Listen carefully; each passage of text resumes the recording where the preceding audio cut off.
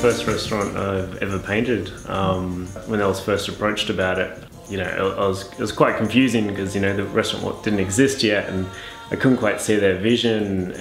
But then when I realised that they were willing to work with me and create a wall specifically how I wanted it and working with my artwork, it just sounded like a fantastic opportunity to get over the other side of the world and put my work into such an amazing space that's going to be surrounded with such a amazing fit out, and it just seemed like an opportunity too good to give up.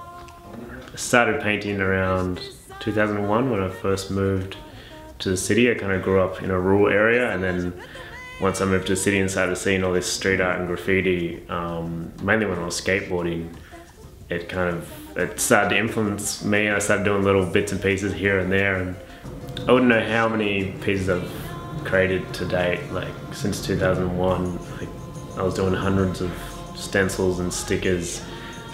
Sometimes you do 50 large posters over a week or so, and then you might do that for 2 months, then you'll stop for a bit. So over so many years, I can't even imagine. A lot of my work's based on the idea of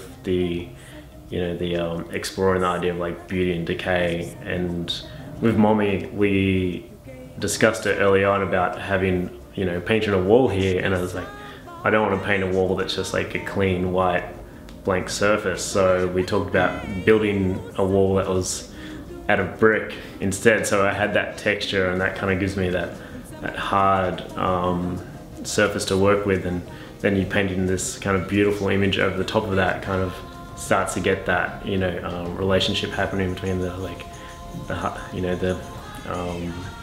beauty and the decay. Yeah, this is an image I've painted befof maybe 3 or 4 years ago. But this is the first time I've painted it. I don't know, I've learned a lot of stuff since I last painted it, and this is probably the first time I've painted a mural that's full colour.